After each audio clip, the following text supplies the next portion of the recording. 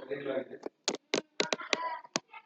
ಸಭೆ ಪ್ರಾರಂಭದ ಪೂರ್ವದಲ್ಲಿ ನಾಡಗೀತೆಯಲ್ಲಿ ಗೌರವ ಸಲ್ಲಿಸಿ ಸಭೆಯನ್ನು ಪ್ರಾರಂಭಿಸಬೇಕು.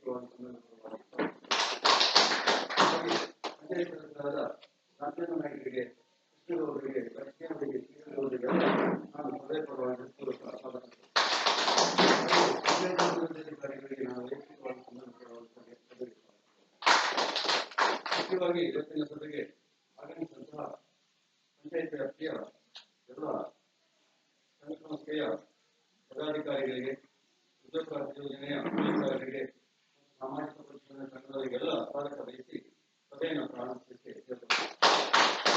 ಈ ಪ್ರಾರಂಭದಲ್ಲಿ ತಾಲೂಕು ಕೋಆರ್ಡಿನೇಟರ್ ಉದ್ಯೋಗ ಯೋಜನೆ ಕುರಿತು ಮಾಹಿತಿ ನೀಡುವುದಾಗಿತ್ತು.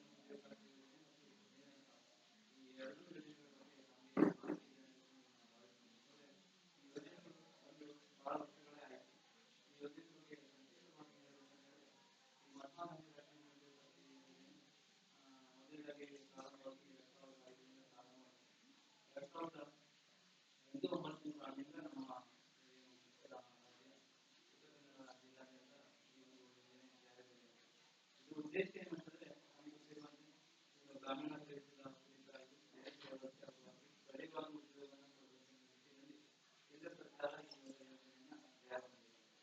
ಮುಖ್ಯವಾಗಿ ಈ ಯೋಜನೆಯಲ್ಲಿ ಕೂಲಿಕಾರರು ಭಾಗವಹಿಸಿ ಅವರಿಗೆ ಒಂದು ಆರ್ಥಿಕ ವರ್ಷದಲ್ಲಿ ಒಂದು ಕುಟುಂಬ ಅನುಕೂಲಿತ ಉದ್ಯೋಗವನ್ನು ಒದಗಿಸುವಂತಹ ಯೋಜನೆ ಮುಖ್ಯ ಉದ್ದೇಶ. ಹಾಗೆ ಅದರ ಜೊತೆಗೆ ಕೂಲಿಕಾರರು ಅಂತಂದ್ರೆ ಏನು ಯೋಜನೆಯಲ್ಲಿ ನೋಂದಾಯಿತ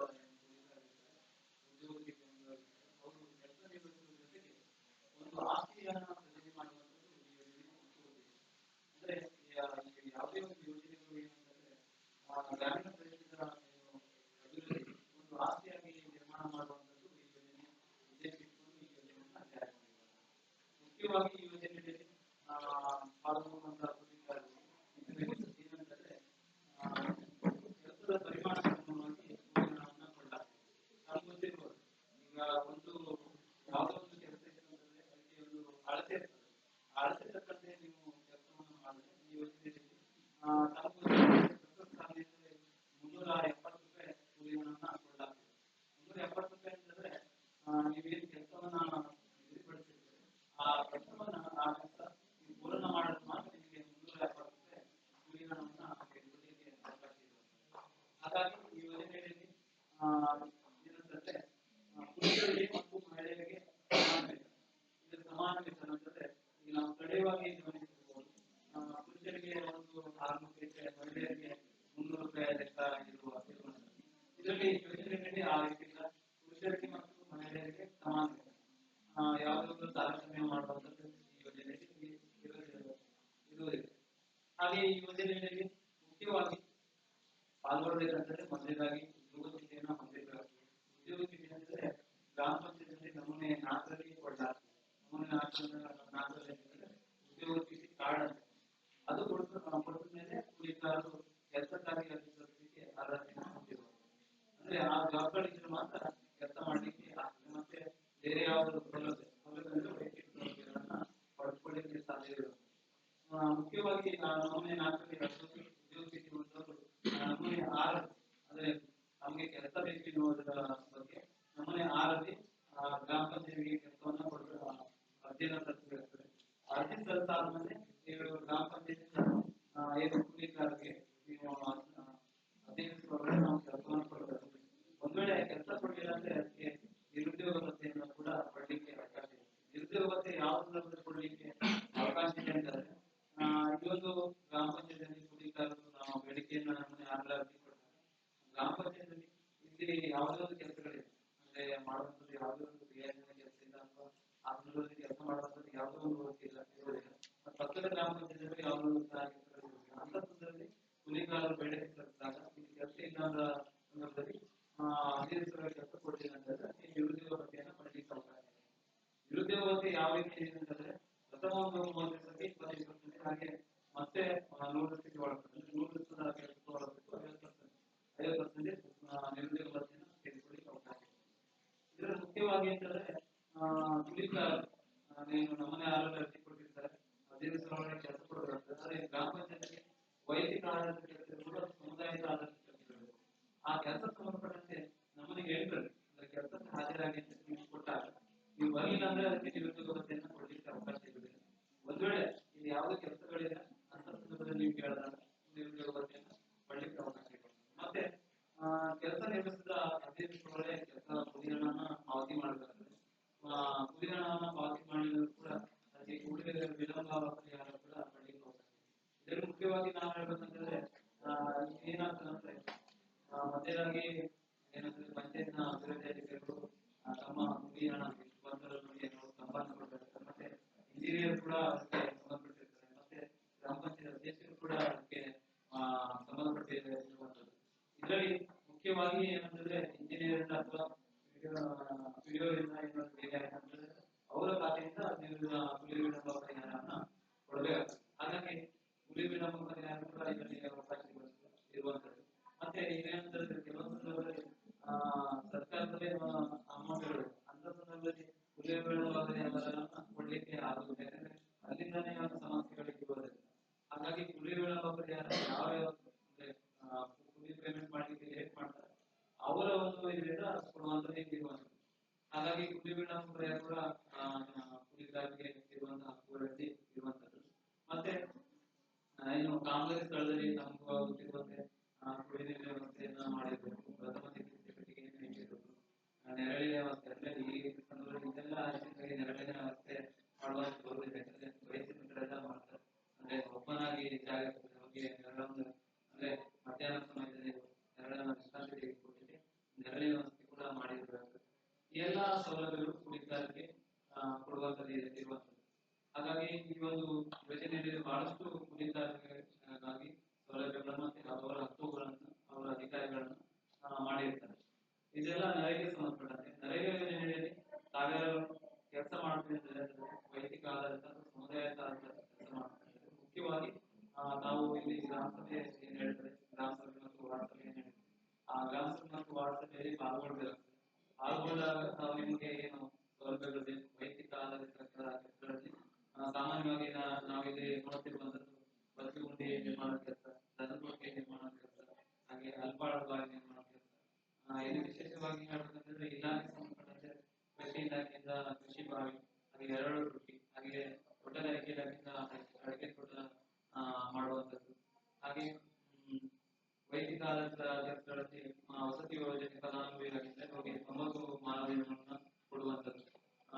ಮತ್ತೆ ಉಳಿದಂತೆ ಪೌಷ್ಟಿಕ ತೋಟ ನಿರ್ಮಾಣ, ಹಾಗೆ ಕುರಿ ಶೆಡ್ ನಿರ್ಮಾಣ, ಕೋಳಿ ಶೆಡ್ ನಿರ್ಮಾಣ, ಇಂಥದ್ದೆಲ್ಲ ವೈಯಕ್ತಿಕ ಆಧಾರಿತ ಕೆಲಸಗಳಲ್ಲಿ ಬರುವಂತದ್ದು. ಈ ಎಲ್ಲಾ ಕೆಲಸಗಳನ್ನ ಪಡೆಯಬೇಕಂತಂದ್ರೆ ಮುಖ್ಯವಾಗಿ ನೀವು ಗ್ರಾಮ ಸಭೆಯಲ್ಲಿ ಬಂದು ಹೆಸರನ್ನ ಕೊಡಬೇಕು. ಹೆಸರು ಕೊಟ್ಟಂತ ಇದಕ್ಕೆ ಗ್ರಾಮ ಪಂಚಾಯತ್ನಲ್ಲಿ ಕ್ರಿಯಾಯೋಜನೆಯನ್ನ ಸಿದ್ಧಪಡಿಸಿ ಇಲ್ಲಿ ಗ್ರಾಮ ಪಂಚಾಯತ್ ಸಾಮಾನ್ಯ ಸಭೆ, ತಾಲೂಕು ಪಂಚಾಯತ್ ಸಾಮಾನ್ಯ ಸಭೆ, ಹಾಗೆ ಜಿಲ್ಲಾ ಪಂಚಾಯತ್ ಸಾಮಾನ್ಯ ಸಭೆಯಲ್ಲಿ ಅನುಮೋದನೆಯನ್ನು ಪಡೆದಾದ ನಂತರ ಕೆಲಸ ಮಾಡುವಂಥದ್ದು. ಹೀಗೆ ಬದಲಾವಣೆಗಳಾಗಿದೆ. ಅಂದ್ರೆ ಬದಲಾವಣೆ ಅಂತಂದ್ರೆ ಆನ್ಲೈನ್ ಕ್ರಿಯಾಯೋಜನೆ ಮಾಡ್ತಾ ಇದ್ದಾರೆ. ಈಗ ಏನಂತಂದ್ರೆ ಈ ವರ್ಷದಿಂದ ಏನ್ ಮಾಡಿದ್ರೆ ಅಂತಂದ್ರೆ ಹಿಂದೆ ಏನು ಆರ್ಥಿಕ ವರ್ಷದಲ್ಲಿ ಕೆಲಸ ಮಾಡಿರ್ತೀವಿ ಅದಕ್ಕೆ ಸಂಬಂಧಪಟ್ಟಂತೆ ಅಮೌಂಟ್ ಏನು ಖರ್ಚು ಮಾಡಿರ್ತೀವಿ ಅಷ್ಟು ಖರ್ಚು ಸಂಬಂಧಪಟ್ಟಂತೆ ಈ ವರ್ಷ ಲೇಬರ್ ಬಜೆಟ್ ಅನ್ನು ಕೊಡ್ತಾ ಇದೆ. ಅಂದ್ರೆ ಕ್ರಿಯಾಯೋಜನೆ ಮೊತ್ತವನ್ನ ಕೊಡ್ತಾ ಇದೆ. ನೀವು ಹೋದ ವರ್ಷ ಏನ್ ಖರ್ಚು ಮಾಡಿದ ಮೊತ್ತಕ್ಕೆ ಈ ವರ್ಷ ಕ್ರಿಯಾಯೋಜನೆ ಮಾಡ್ಲಿಕ್ಕೆ ಕೊಡ್ತಾ ಇದ್ದಾರೆ ಅಮೌಂಟ್. ಹಾಗಾಗಿ ನೀವು ಈ ವರ್ಷ ಜಾಸ್ತಿ ಮಾಡಿದ್ರೆ ಮುಂದಿನ ವರ್ಷ ಜಾಸ್ತಿ ಕೆಲಸಗಳನ್ನ ತೆಗೆದುಕೊಳ್ಳಿಕ್ಕಾಗ್ತದೆ. ಹಾಗಾಗಿ ಆ ಅಮೌಂಟ್ ನ ನಿಗದಿಪಡಿಸಿದ ಅಮೌಂಟ್ಗೆ ನಾವು ಸಿದ್ಧನಾಗಿರ್ಬೇಕು. ಹಾಗಾಗಿ ಈ ವರ್ಷ ಏನು ಜಾಸ್ತಿ ಕೆಲಸ ಮಾಡುತ್ತಿಲ್ಲ ಅಂತಂದ್ರೆ ಮುಂದಿನ ವರ್ಷ ಹೆಚ್ಚು ಕೆಲಸಗಳನ್ನ ತೆಗೆದುಕೊಳ್ಳಿಕ್ಕೆ ಅವಕಾಶ ಇರುತ್ತೆ. ಮುಖ್ಯವಾಗಿ ಒಂದೆಲ್ಲ ಹೆಸರನ್ನ ಕ್ರಿಯಾಯೋಜನೆ ಸಿದ್ಧಪಡಿಸಿದ ನಂತರ ಸಂಬಂಧಪಟ್ಟಂತ ಇಂಜಿನಿಯರ್ ಬಂದು ಅಂದಾಜು ಪತ್ರಿಕೆಯನ್ನ ತಯಾರು ಮಾಡಬೇಕು ಮತ್ತು ಕಾಮಗಾರಿ ಆದೇಶವನ್ನು ಕೊಡಬೇಕು. ಕಾಮಗಾರಿ ಆದೇಶ ಕೊಟ್ಟಾದ ನಂತರ ಈಗ ಗ್ರಾಮ ಪಂಚಾಯತ್ ನೀವು ನಮ್ಮನೆ ಆರೋಗ್ಯ ಅರ್ಜಿ ಕೊಟ್ಟಿರ್ತೀವಿ, ಗ್ರಾಮ ಪಂಚಾಯತ್ NMR ತೆಗೆದಿರ್ತದೆ. NMR ತೆಗೆದಾದ ನಂತರ ಕೆಲಸವನ್ನು ಪ್ರಾರಂಭಿಸಿ ಆದ ನಂತರ 7 ದಿವಸದ NMR ಇರ್ತದೆ. ಕೆಲವರು ಸಾರ್ವಜನಿಕ ವರ್ತನೆಲ್ಲ ಕೆಲಸ ಮಾಡಿದಾಗ ಅನುಭವ ಇರ್ತದೆ. ಕೂಲಿಗಾರರಿಗೆ ಅಂದ್ರೆ 7 ದಿವಸದ NMR ಇರ್ತದೆ. 7 ದಿವಸದ NMR ಪ್ರಕಾರನೇ ನಾವು ಕೆಲಸ ಮಾಡಬೇಕು.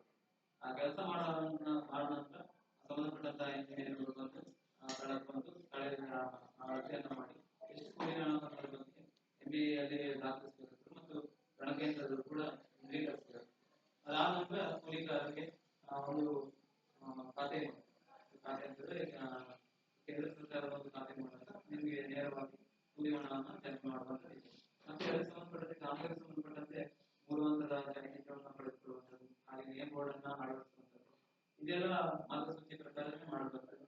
ಈ ಹೊಸದಾಗಿ ಬಂದಿರುವಂತಂದ್ರೆ ಕೂಲಿಕಾರರಿಗೆ ಸಂಬಂಧಪಟ್ಟಂತೆ ಕೂಲಿಕಾರರು ಏನು ಕೆಲಸ ಮಾಡಬೇಕಂತ ಅಂತಾರೆ NMMS ಆ್ಯಪ್ ಮೂಲಕ ಈಗ ಅದನ್ನ ಫೋಟೋ ತೆಗೆದುಕೊಳ್ಳುವಂಥದ್ದು ಜಿಯೋ ಟ್ಯಾಗ್ ಅನ್ನ ಮಾಡಬಹುದು.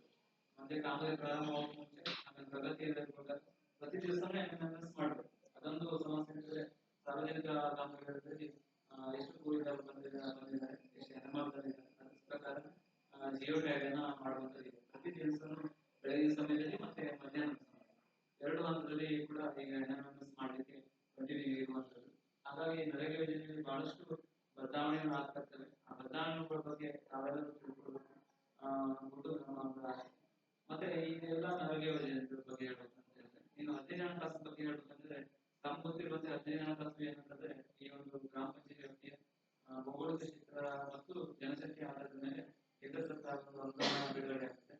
ಆ ಅನುದಾನ ಬಿಡುಗಡೆ ಆದ ನಂತರ ಇಲ್ಲಿ ಗ್ರಾಮ ಪಂಚಾಯತ್ ಏನಂತಂದ್ರೆ ಗ್ರಾಮ ಪಂಚಾಯತ್ ಅಧ್ಯಕ್ಷರು ಹಾಗೆ ಸದಸ್ಯರು ಸೇರಿ ಅನುದಾನ ಸಂಬಂಧಪಟ್ಟಂತೆ ಏನು ಅನುದಾನದಲ್ಲಿ ಯಾವುದು ಮೀಸಲಿಡಬೇಕಂತಿರುತ್ತೆ ಆ ಮೀಸಲಿಡ ಅನುದಾನದಲ್ಲಿ ಅವರು ಸ್ಪ್ಲಿಟ್ ಮಾಡ್ತಾರೆ. ಅಂದ್ರೆ ಈಗ ಇದರಲ್ಲಿ ಏನಂತಂದ್ರೆ ಒಂದು ನಿರ್ಬಂಧಿತ ಅನುದಾನ ಇರ್ತದೆ, ಆಮೇಲೆ ಅನಿರ್ಬಂಧಿತ ಅನುದಾನ. ನಿರ್ಬಂಧಿತ ಅನುದಾನದಲ್ಲಿ ಕಡ್ಡಾಯವಾಗಿ ಇದಕ್ಕೆ ಬರ್ತದೆ ಅಂದ್ರೆ ಕುಡಿಯ ನೀರು ಮತ್ತೆ ನೈರ್ಮಲ್ಯ ಸಂಬಂಧಪಟ್ಟಂತೆ ಮಾತ್ರ ಕೈಗೊಳ್ಳಿಕ್ಕೆ ಅವಕಾಶ ಇದೆ. ಅನಿರ್ಬಂಧಿತ ಕೆಲಸಗಳಲ್ಲಿ ಏನು ಮಾರ್ಗಸೂಚಿ ಪ್ರಕಾರ ಏನಿರ್ತದೆ ಅದಕ್ಕೆ ಸಂಬಂಧಪಟ್ಟಂತೆ ಮಾತ್ರ ಕೆಲಸ ತೆಗೆದುಕೊಳ್ಳಲಿಕ್ಕೆ ಮಾತ್ರ ಅವಕಾಶ ಇದೆ. ಇದರಲ್ಲಿ ಮುಖ್ಯವಾಗಿ ಕುಡಿಯ ನೀರಿಗೆ ಸಂಬಂಧಪಟ್ಟಂತೆ ನಿಮ್ಮ ಗ್ರಾಮ ಪಂಚಾಯತಿಯಲ್ಲಿ ಕಡ್ಡಾಯವಾಗಿ ನೀವೆಲ್ಲರಿಗೂ ಕುಡಿಯ ನೀರಿನ ವ್ಯವಸ್ಥೆಯನ್ನು ಮಾಡುವಂಥದ್ದು, ಪೈಪ್ಲೈನ್ ವ್ಯವಸ್ಥೆಯನ್ನು ಮಾಡುವಂಥದ್ದು, ಕೊಳವೆಬಾವಿಯನ್ನು ತೆಗೆಯುವಂಥದ್ದು, ಕೊಳವೆಬಾವಿ ದುರಸ್ತಿ ಮಾಡುವಂಥದ್ದು, ಅಥವಾ ನೀರಿನ ಸಂಪರ್ಕವನ್ನು ಮಾಡುವಂಥದ್ದು, ಅಥವಾ ಕುಡಿಯ ನೀರಿನ ಟ್ಯಾಂಕ್ ಅನ್ನ ಅಳವಡಿಸುವಂಥದ್ದು, ಹಾಗೆ ಬಾವಿಯನ್ನ ಪುನಶ್ಚೇತನಗೊಳಿಸುವಂಥದ್ದು, ಬಾವಿಯನ್ನು ನಿರ್ಮಾಣ ಮಾಡುವಂಥದ್ದು, ಸಾರ್ವಜನಿಕವಾಗಿ ಈ ಎಲ್ಲ ಕೆಲಸಗಳನ್ನ ಕುಡಿಯ ನೀರಿಗೆ ಸಂಬಂಧಪಟ್ಟಂತೆ ನಿರ್ವಹಿಸಲು ಅವಕಾಶ ಇದೆ. ನೈರ್ಮಲೀಕರಣ ಕಾಮಗಾರಿಗೆ ಸಂಬಂಧಪಟ್ಟಂತೆ ಚರಂಡಿಯನ್ನ ತೆಗೆಯುವಂಥದ್ದು, ಚರಂಡಿ ಅಂತ ಕೆಲಸಗಳನ್ನು ಮಾಡುವಂಥದ್ದು, ಆಮೇಲೆ ಶೌಚಾಲಯ ನಿರ್ಮಾಣ, ಸಾರಿನ ಶೌಚಾಲಯವನ್ನು ನಿರ್ವಹಣೆ ಮಾಡುವಂಥದ್ದು, ಆಮೇಲೆ ಘನತ್ಯಾಜ್ಯ ವಿಲೇವಾರಿಗೆ ಸಂಬಂಧಪಟ್ಟಂತೆ ಕೆಲಸಗಳನ್ನ ಕೈಗೆತ್ತಿಕೊಳ್ಳಲಿಕ್ಕೆ ಅವಕಾಶ ಇದೆ. ಮತ್ತೆ ಅನಿರ್ಬಂಧಿತ ಕೆಲಸಗಳಲ್ಲಿ ಹೆಚ್ಚಿನಾಗಿ ರಸ್ತೆ ಕಾಮಗಾರಿಗಳು ಅಥವಾ ಬೇರೆ ಶಾಲೆಗೆ ನಿರ್ಮಾಣ ಕೆಲಸಗಳಿವೆ. ಇನ್ನು ಉಳಿದಂತೆ ಪ್ರಾಥಮಿಕ ಆರೋಗ್ಯ ಕೇಂದ್ರ, ಅಂಗನವಾಡಿ ಕೇಂದ್ರ ಅದಕ್ಕೆಲ್ಲ ಸಂಬಂಧಪಟ್ಟಂತ ಕೆಲಸಗಳನ್ನ ತೆಗೆದುಕೊಳ್ಳಿಕ್ಕೆ ಅವಕಾಶ ಇದೆ. ಎಲ್ಲ ಕೆಲಸಗಳು ಏನಂತಂದ್ರೆ 15ನೇ ಕ್ಲಾಸ್ ಆಗಿರೋದ್ರಿಂದ ಮಾಡಲಿಕ್ಕೆ ಅವಕಾಶ ಇದೆ. ಇದರಲ್ಲಿ ಮುಖ್ಯವಾಗಿ ಏನಂತಂದ್ರೆ ಗುತ್ತಿಗೆದಾರರೇ ಕೆಲಸ ಮಾಡ್ತಾರೆ, ಆ ಗುತ್ತಿಗೆದಾರರಿಗೆ ಪೇಮೆಂಟ್ ಹೋಗುವಂಥದ್ದು ಇದಿಲ್ಲ. ಏಜೆನ್ಸಿ ಮೂಲಕ ಪೇಮೆಂಟ್ ಮಾಡೋದಂದ್ರೆ ಯಾವ್ದು ಬೇಕು ಪೇಮೆಂಟ್ ಮಾಡಿದ್ರೆ ಏಜೆನ್ಸಿಗೆ ಪೇಮೆಂಟ್ ಮಾಡುವಂಥದ್ದು ಇರುವ ನರೇಗಾ ಯೋಜನೆ ಆ ರೀತಿ ಇರುತ್ತೆ. ಕೂಲಿಕಾರರಿಗೆ ಕೆಲಸ ಮಾಡ್ತೀವಿ, ಕೂಲಿಕಾರರಿಗೆ ಪೇಮೆಂಟ್ ಹೋಗುವಂಥದ್ದು ಇರುತ್ತೆ. ಹಾಗಾಗಿ ಈ 2 ಯೋಜನೆಗಳ ಬಗ್ಗೆ ಸಂಕ್ಷಿಪ್ತವಾಗಿ ನಮಗೆ ತಿಳಿಸಿಕೊಟ್ಟಿದ್ದೀನಿ. ಮತ್ತೆ ಈ ಒಂದು ಸಾಮಾಜಿಕ ಪರಿಶೀಲನಾ ಹೇಳಬೇಕಂದ್ರೆ ಈ ಒಂದು ಸಾಮಾಜಿಕ ಪರಿಶೀಲನೆ ಇದೆಲ್ಲ 6 ತಿಂಗಳೊಮ್ಮೆ ಈ ಒಂದು ಸಾಮಾಜಿಕ ಪರಿಶೀಲನೆಯನ್ನ ಕೈಗೊಳ್ಳಲಾಗ್ತಿತ್ತು. ಹೀಗೆ ಅಂತಂದ್ರೆ ಒಂದು ಆರ್ಥಿಕ ವರ್ಷಕ್ಕೆ ನಿಗದಿಪಡಿಸಿದೆ. ಅಂದ್ರೆ ಆರ್ಥಿಕ ವರ್ಷ ಅಂತಂದ್ರೆ ಈ ಹಿಂದಿನ ಆರ್ಥಿಕ ವರ್ಷದ ಏನು ಖರ್ಚಾಗಿರ್ತದೆ ಈ ವರ್ಷ ನಾವು ಅದನ್ನ ಓದಿ ಜನಗಣತಿ ಓದಿ ಹೇಳಿ ಆಮೇಲೆ ಅದಕ್ಕೆ ತೀರ್ಮಾನ ತೆಗೆದುಕೊಳ್ಳುವಂಥದ್ದು ಈ ಸಾಮಾಜಿಕ ಪರಿಶೀಲನೆ ತರಬೇತಿ ತೀರ್ಮಾನ.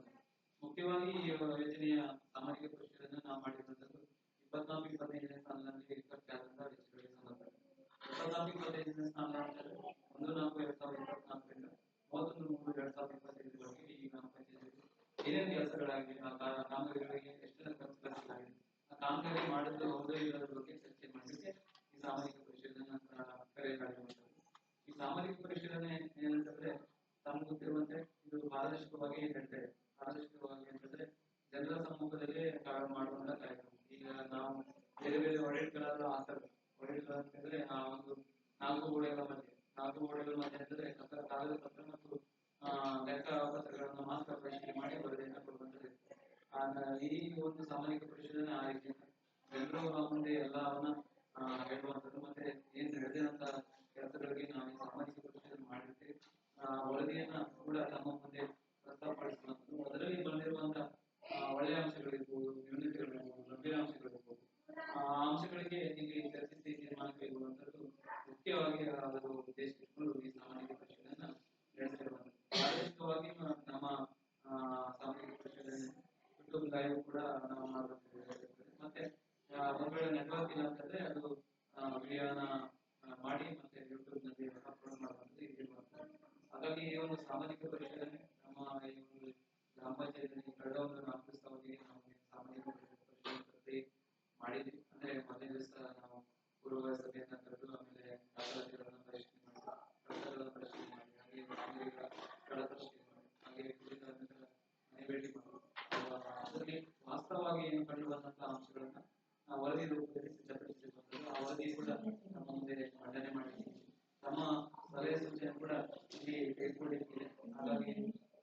ಹಾಜರಿರುವಂತಹ ಎಲ್ಲ ಹೆಚ್ಚಿನ ಪೂಜಾರರು ಈ ಯೋಜನೆ ಬಗ್ಗೆ ಚರ್ಚೆ ಮಾಡಿ ಅಂತ ಹೇಳ್ಬೋದು.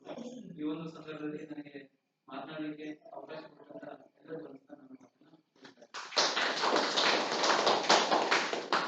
ಈಗ 2023-24ನೇ ಸಾಲಿನ ಸಾಮಾಜಿಕ ಪರಿಶೋಧನೆಯ ಅನುಪಾನ ವರದಿಯನ್ನು ತಮ್ಮ ಮುಂದೆ ಪ್ರಸ್ತುತಪಡಿಸ್ತೇನೆ. ಪ್ರಸ್ತುತ ಹೆಡ್ಡಿಗೆದ್ದೆ ಪ್ರಾಥಮಿಕ ಆರೋಗ್ಯ ಕೇಂದ್ರದ ಇಕೋಪಾರ್ಕ್ ನಿರ್ಮಾಣ ಈ ಕಾಮಗಾರಿಗೆ ರೂಪಾಯಿ 531 ರೂಪಾಯಿ ರಾಜೀನಾಮಾ ಭರಣ ಮಾಡಲಿಕ್ಕೆ ಬಾಕಿ ಇದೆ ಅಂತ ಹೇಳಿ ವರದಿ ಮಾಡಿದ್ರು. ಅದೇ ಪ್ರಕಾರವಾಗಿ ನಾವು ಸದ್ಯ ರೂಪಾಯಿ 531 ಸರ್ಕಾರಕ್ಕೆ ರಾಯಲ್ಟಿ ಚಲನ್ ಮಾಡಿದ್ವಿ. 2023-24ನೇ ಸಾಲಿನ ಉದ್ಯೋಗಾತಿ ಯೋಜನೆಯ ಕಾಮಗಾರಿ ಮತ್ತು ವೈಯಕ್ತಿಕ ಹಾಗೂ ಸಾಮಾಜಿಕ ಕಾಮಗಾರಿಯ ವಿವರವನ್ನು ನಮಗೆ ಬರೆದಿದ್ದೇನೆ. ಒಂದು ಪರಮೇಶ್ವರ ಸುಬ್ರಹ್ಮಣ್ಯ ಮಡಿವಾಳವರ ಜಮೀನಿನಲ್ಲಿ ಬೆಚ್ಚಗುಂಡಿ ನಿರ್ಮಾಣ, ಒಟ್ಟು ಖರ್ಚು 11,194. ನಾಗರತ್ನ ಸತ್ಯನಾಯ್ಕವರ ಹೊಸವಸತಿ ಮನೆ ನಿರ್ಮಾಣ, ಖರ್ಚು 9,772. ಲಕ್ಷ್ಮೀ ಮಂಜುನಾಥ್ ಹೊಸವಸತಿ ಯೋಜನೆ ಮನೆ ನಿರ್ಮಾಣ 3,490. ವಸುಧಾ ತಿಮ್ಮನಹಳ್ಳಿಯವರ ಹೊಸವಸತಿ ಯೋಜನೆ ಮನೆ ನಿರ್ಮಾಣ 8,376. ದಾಕ್ಷಾಯಣಿ ಪುರುಷೋತ್ತಮ ನಾಯ್ಕವರ ಹೊಸವಸತಿ ಯೋಜನೆ ಮನೆ ನಿರ್ಮಾಣ 18,148. ಕವಿತಾ ಮಂಜುನಾಥ್ ನಾಯ್ಕವರಿಗೆ ವಸತಿ ಯೋಜನೆ ಮನೆ ನಿರ್ಮಾಣ 29,645. ಉದಯ್ ಶಂಭು ನಾಯ್ಕವರ ಹೊಸವಸತಿ ಯೋಜನೆ ಮನೆ ನಿರ್ಮಾಣ 9,772. ಸುರೇಶ್ ಕಿಮ್ಮನ್ ಭಟ್ಟರ್ ಇವರ ಅಲ್ಪಾಳದ ಬಾವಿ ನಿರ್ಮಾಣ 45,021. ಗಜಾನನ ನಾಯ್ಕ ಅವರ ದನದ ಕೊಟ್ಟಿಗೆ ನಿರ್ಮಾಣ 5,235. ಜಗತಿ ಪರಮೇಶ್ವರ ನಾಯ್ಕ ಇವರಿಗೆ ವಸತಿ ಯೋಜನೆ ಮನೆ ನಿರ್ಮಾಣ 31,410.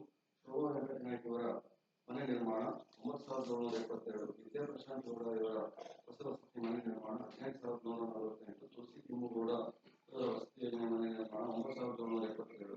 ರತ್ನಾಕೃಷ್ಣ ಶೆಟ್ಟಿ ಅವರ ವಸತಿ ಯೋಜನೆ ಮನೆ ನಿರ್ಮಾಣ 9,772.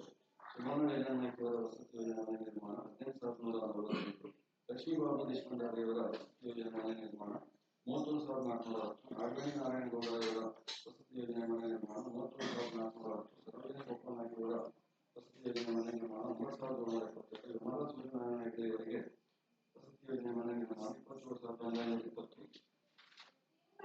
ಮಂಗಳ ಗಂಗಾಧರಗೌಡ ಅವರ ಹೊಸ ವಸತಿ ಮನೆ ನಿರ್ಮಾಣ 15,948.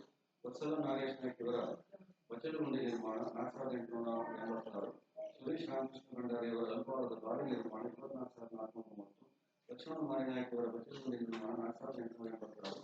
ಸಾವಿತ್ರಿ ವಸತಿ ನಾಯ್ಕ ಅವರ ಜಾನವಾರ ಕೊಟ್ಟಿಗೆ ನಿರ್ಮಾಣ 3,490. ಚಂದ್ರಕಲಾ ಪರಮೇಶ್ವರ ಪಟ್ಟಕರ್ ಇವರ ವಸತಿ ಯೋಜನೆ ಮನೆ ನಿರ್ಮಾಣ 3,272. ಹನುಮಂತೇಟಿ ನಾಯ್ಕ ಅವರ ದನದ ಕೊಟ್ಟಿಗೆ ನಿರ್ಮಾಣ 34,636. ಸರ್ಕಾರಿ ಹಿರಿಯ ಶಾಲೆ ಕಟ್ಟಡ ಮತ್ತು ಮಳೆ ನೀರಿನ ಕೊಯ್ಲು ನಿರ್ಮಾಣ ಮತ್ತು ಖರ್ಚು 1,01,849. ಕಟ್ಟೋದ ಸಂಕೋಟಕೇರಿಯಿಂದ ಮುಂಬೈಕೋಡಿವರೆಗೆ ಹಳ್ಳದ ಹೂಡಿಕೆ ಅಭಿವೃದ್ಧಿಪಡಿಸುವುದು 1,09,586.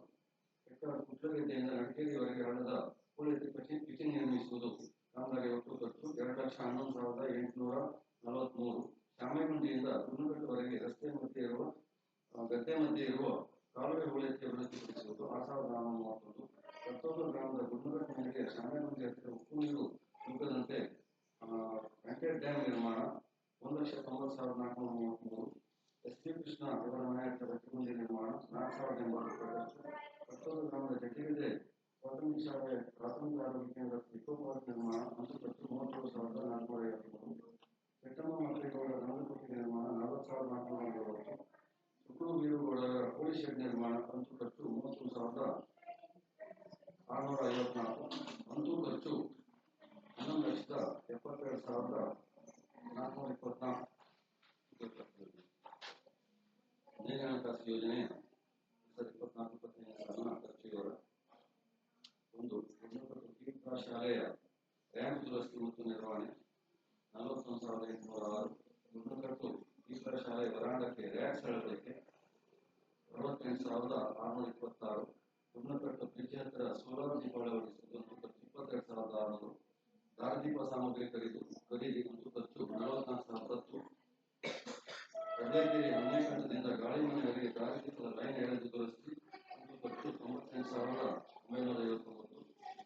ಹೆಬ್ಬಾಳ ಭಾಗದ ಹತ್ತಿರ ಕುಡಿಯುವ ಟ್ಯಾಂಕ್ ಅಳವಡಿಸಿ ಪೈಪ್ ಲೈನ್ 9,040. ಮೋಜಿಮುದಿ ಎಸ್ಸಿ ಕೇರಿಗೆ ಕಾಲುದಾರಿ ದುರಸ್ತಿ ಮತ್ತು ನಿರ್ವಹಣೆ 74,000. 74,881. ಹೆಕ್ಟಾರ್ನಲ್ಲಿ ವಿದ್ಯುತ್ ಕಂಬ ಹಾಕಿ ದೀಪ ಅಳವಡಿಕೆ ಖರ್ಚು 70,890. ಹೆಕ್ಟಾರ್ ಮೂಲಗದ್ದೆಗೆ ಕುಡಿಯುವ ನೀರು ಒದಗಿಸಲು ಟ್ಯಾಂಕ್ ದುರಸ್ತಿ ಮತ್ತು ನಿರ್ವಹಣೆ ಖರ್ಚು 49,643. ಹೆಜ್ಜೆಗದ್ದೆ ಕ್ರಾಸ್ ಹತ್ರ ಪಂಪ್ ದುರಸ್ತಿ 9,200. ಪ್ರೌಢಶಾಲೆ ಹೆಕ್ಟಾರ್ ನಂಬರ್ 1 ಹತ್ತಿರ ಪಂಪ್ ದುರಸ್ತಿ 8,850.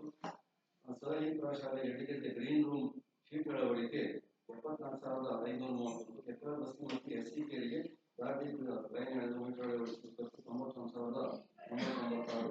ಹೆಕ್ಟಾರ್ ದೈವಜ್ಞಕೆರೆ ಕುಡಿಯುವ ನೀರು ಒದಗಿಸುವ ಟ್ಯಾಂಕ್ ಅಳವಡಿಸುವ ದುರಸ್ತಿ ಮತ್ತು ನಿರ್ವಹಣೆ 47,860. ಮೊಗಲಕೆರೆ ಎಸ್ಸಿಕೆರೆಗೆ ಕುಡಿಯುವ ನೀರು ಒದಗಿಸಲು ಪೈಪ್ಲೈನ್ ಅಳವಡಿಸುವುದು 89,856.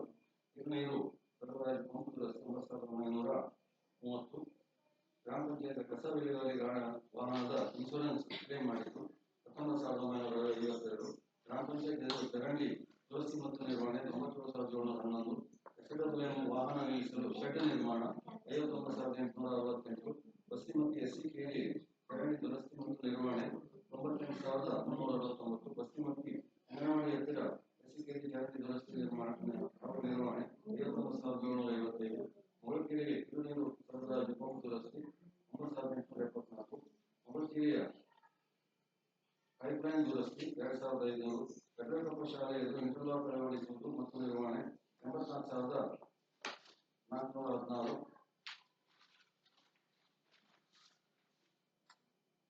ಸೋಷಿಯಲ್ ಆಡಿಟ್ ಬಗ್ಗೆ ನಾವು ಫೀಸನ್ನು ಸರ್ಕಾರಕ್ಕೆ ತುಂಬಿದ್ದು 2 ವರ್ಷದ್ದು 40,000.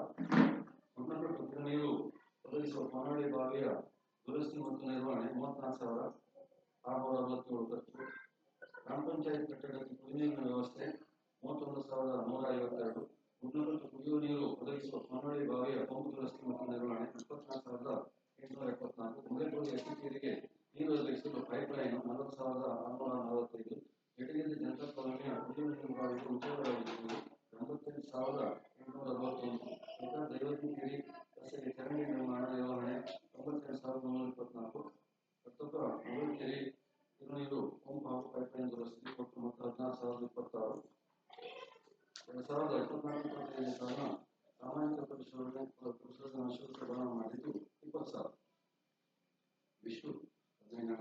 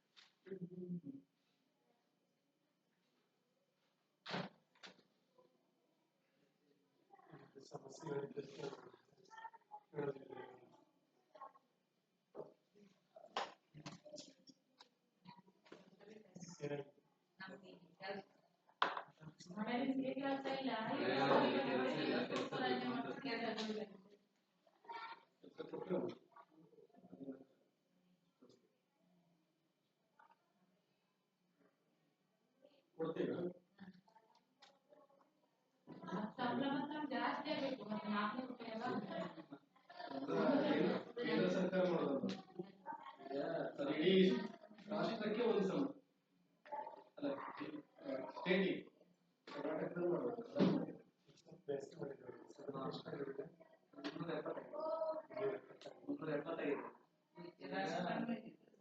ಮುಂಚೆ ರಾಶಿ ಕಡಿಮೆ ಫಸ್ಟ್ 370 ಪ್ರತಿ ವರ್ಷ ಜಾಸ್ತಿ ಆಗ್ತದೆ. 349 ಈಗ 370 ಮಾಡಿದ್ದಾರೆ. ನಾವು ಎಷ್ಟು ಜನ ಮಾಡ್ತೀವಿ ಈಗ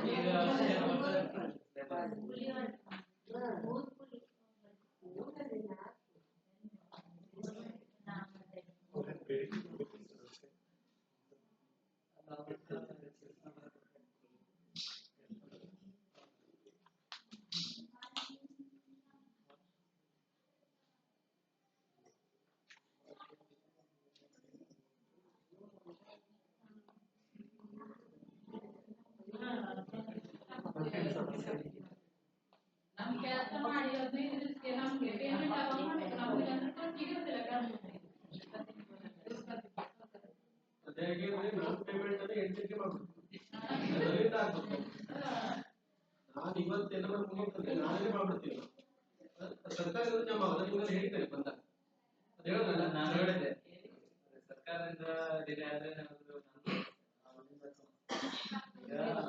ಇವರಿಂದ ಡಿಲೇ ಆಗಿದೆ ನಮ್ಮಿಂದ ಡಿಲೇ ಆಗಲ್ಲ ಆಗಲ್ಲ ಡಿಲೇ ಮಾಡ್ಲಿಕ್ಕೆ ಕೊಡುದಿಲ್ಲ ಯಾಕಂದ್ರೆ ಅವ್ರಿಗೂ ಸಮಸ್ಯೆ ಇದೆ ಒಳಗಡೆ ಮಾಡ್ಬೇಕಿಲ್ಲ ಅಂತ ಅವ್ರ ಕೈಯಿಂದ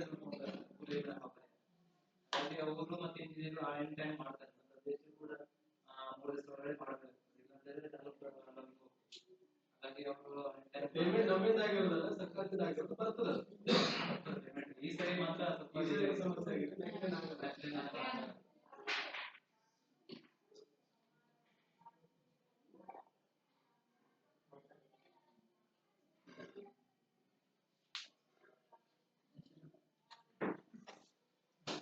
ಏನಿಲ್ಲ ಅಂತಂದ್ರೆ ನಮ್ಮ ರಿಪೋರ್ಟ್ ಅನ್ನ ಮಹಾತ್ಮ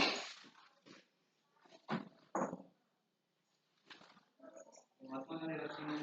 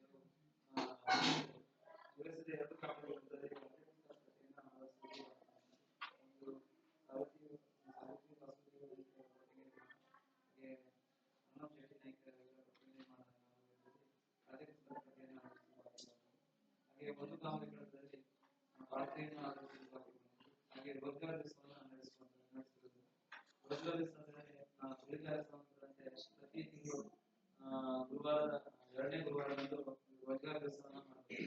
ಆ ರೋಜ್ಗಾರ್ ದಿವಸದ ಇದರಲ್ಲಿ ಏನಂತಂದ್ರೆ ಕೂಲಿಗಾರರ ಸಮಸ್ಯೆಗಳು ಮತ್ತೆ ಅವರಿಗೆ ಬೇಡಿಕೆಯನ್ನು ತಿಳಿದುಕೊಳ್ಳುವುದು ಮತ್ತೆ ಯಾವ ಕಾಮಗಾರಿಯನ್ನು ಪ್ರಾರಂಭ ಮಾಡ್ತಿರೋ ಬಗ್ಗೆ ಅಲ್ಲಿ ಚರ್ಚೆ ಮಾಡುವಂಥದ್ದು. ಆ ರೋಜ್ಗಾರ್ ದಿವಸವನ್ನು ಪ್ರತಿ ತಿಂಗಳು 2ನೇ ಗುರುವಾರದಂದು ಮಾಡಿ ಸಮಸ್ಯೆಯನ್ನು ಬಗೆಹರಿಸುವಂಥದ್ದು ಅದನ್ನು ಕಾಲಕಾಲಕ್ಕೆ ಮಾಡುವಂಥದ್ದು ಇರುವಂಥದ್ದು. ಹಾಗೆ ಗ್ರಾಮ ಪಂಚಾಯತ್ ಗೋಡೆ ಬರಹವನ್ನು ನಿರ್ವಹಿಸುವುದು ಬಾಕಿ ಇರುವಂಥದ್ದು. ಹಾಗೆ ವಿದ್ಯಾ ಪ್ರಶ್ನೆಗಳನ್ನು ಸರಿಯಾಗಿ ನಿರ್ವಹಣೆ ಮಾಡುವುದು ಬಾಕಿ ಇರುವಂಥದ್ದು. ಇನ್ನು ಸಾಮಾಜಿಕ ವರ್ಷದಲ್ಲಿ ಬಂದಂತಹ ಗಂಭೀರ ಅಂಶಗಳು ಇದರಲ್ಲಿ ಮುಖ್ಯವಾಗಿ 6 ಕಾಮಗಾರಿಗಳಲ್ಲಿ ಕೂಲಿಕಾರರ ಸಹಿಯನ್ನು ಪಡೆಯುವುದು ಬಾಕಿ ಇರುವಂಥದ್ದು.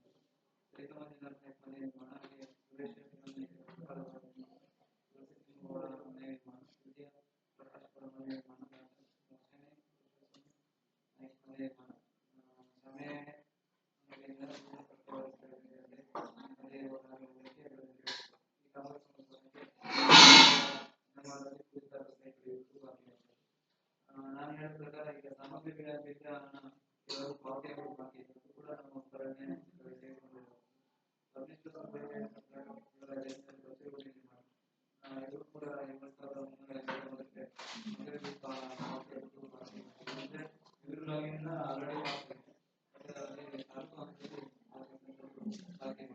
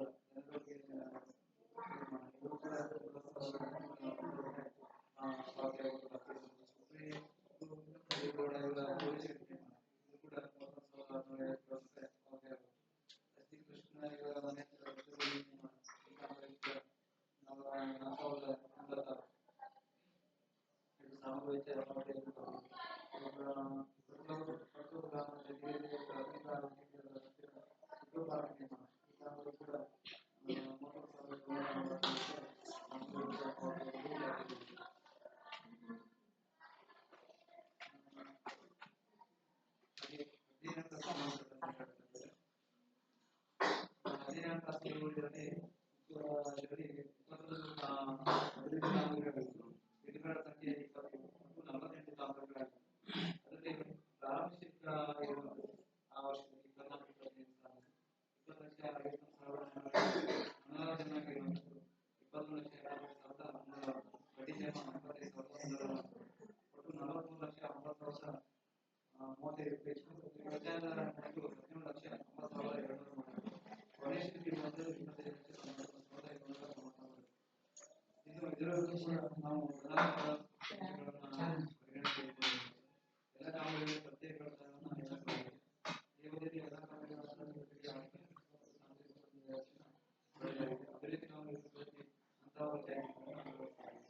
ಸಾಮಾಜಿಕ ಕೃಷಿಯನ್ನು ಅವಧಿಯಲ್ಲಿ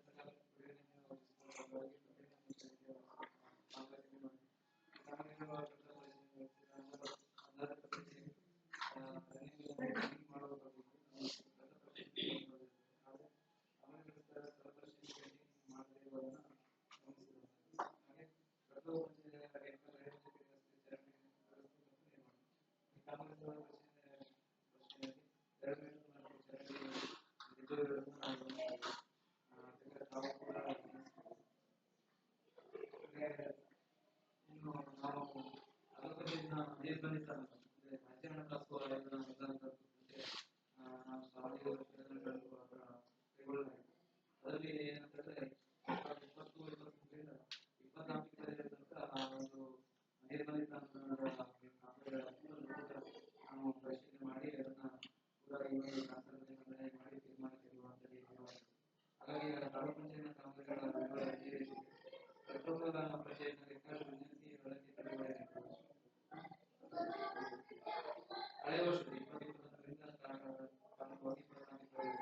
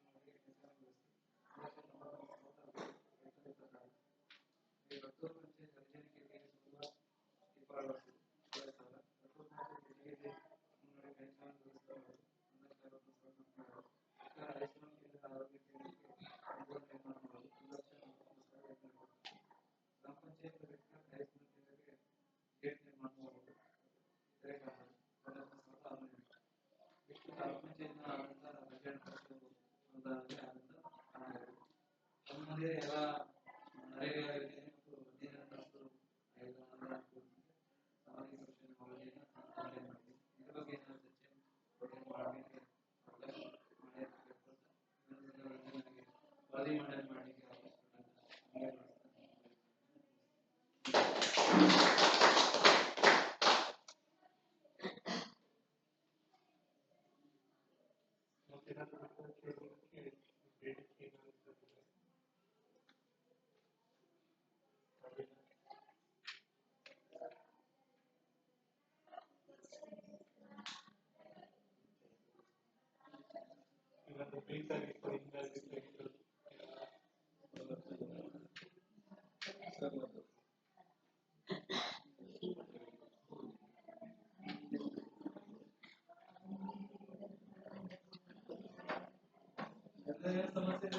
ಏನಾದ್ರು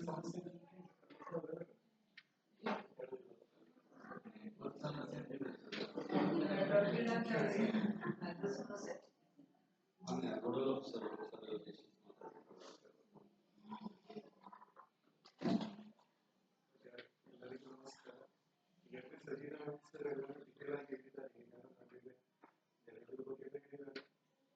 ಸೋಶಿಯೋಲಜಿಕಲ್ ಹಂಗೆ ಅಂತಂದ್ರೆ ಸುಮಾರು ಒಂದು 3 ದಿನಗಳ ಕಾಲ ನಿಮ್ಮ ಜೊತೆ ಮಾತಾಡಿ ಏನೆಲ್ಲ ಆಗಿದೆ ಅಂತ ತಿಳ್ಕೊಂಡು ಮಾಡಿದ್ದಾರೆ.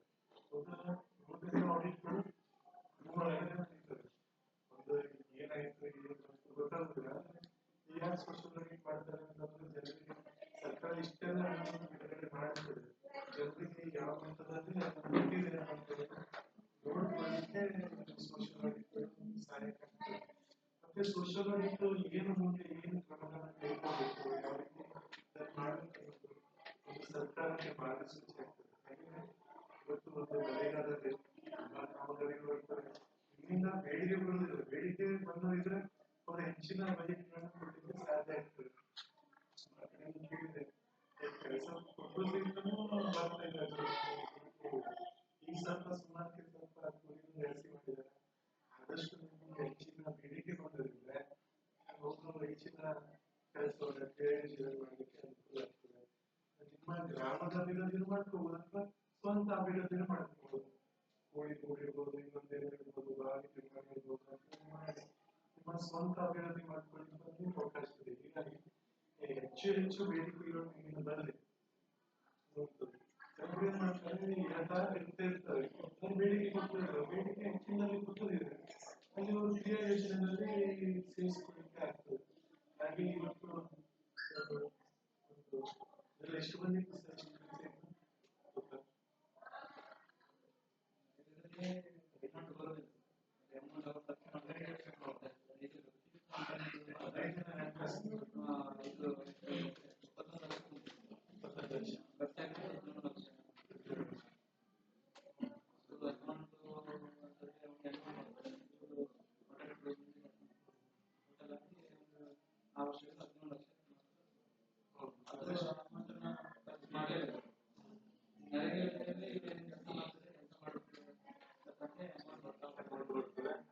ಹೆಚ್ಚಿನ ಬೇಡಿಕೆ ಕೊಟ್ಟರೆ ಹೆಚ್ಚಿನ ಇದು ಬರಲಿಕ್ಕೆ ಅನುಕೂಲ ಆಗ್ತದೆ.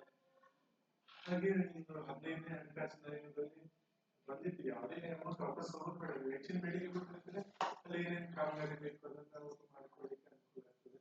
ಹಾಗೆ ಸರ್ ಇವರು ಶಾಲೆಗಳಿಗೆ ಸೇರಿ ಕೆಲವೊಂದು ಕಾಮಗಾರಿಗಳು ಬೇಕಾದ್ರೆ ಒಂದೊಂದೇ ಅಡಿಗೆ ಕೊಡಿ ಕೆಲವು ಕೇಳಿದ್ದಾರೆ. ನಮ್ಮದಂತೂ ಈಗ ಅಮೌಂಟ್ ಬರ್ತಾ ಇಲ್ಲ ನಮ್ಮ ಶಿಕ್ಷಣದಿಂದ. ನಿಮ್ಮದೇನಾದ್ರೂ ನರೇಗಾದಲ್ಲಿ ಏನಾದ್ರು ಮಾಡಲಿಕ್ಕೆ ಅವಕಾಶ ಇರುತ್ತೆ ಮಾಡಿಕೊಡಿ. ಒಂದು ನಮ್ಮದೇ ಬೇಡಿಕೆ ಕೊಡ್ತಾರೆ. ಹಾಗೆ ಮಾಡಿಕೊಡಿ ಸರ್. ಹಾಗೆ ನೀವು ಹೆಚ್ಚಿನ ಪ್ರಮಾಣದ ಬೇಡಿಕೆ ಮಾಡಿ ನಿಮ್ಮ ಗ್ರಾಮದ ಅಭಿವೃದ್ಧಿ ಮಾಡಿಕೊಡ್ರಿ, ನಿಮ್ಮ ಸ್ವ ಅಭಿವೃದ್ಧಿ ಮಾಡಿಕೊಡ್ರಿ. ಕೆಲವೊಂದು ಮಾತ್ರ ಅನುದಾನ ಸರ್ಕಾರದಿಂದ ಬರಲಿಕ್ಕೆ ಇದಾಗ್ತದೆ, ಹಾಗಾಗಿ ಸ್ವಲ್ಪ ಸಮಸ್ಯೆ ಆಗ್ತದೆ. ಈಗೆಲ್ಲ ಆಗತ್ತಿಲ್ಲ, ಈಗ ಸ್ವಲ್ಪ ಬೇಗ ಬೇಗ ಬರ್ತಿದೆ.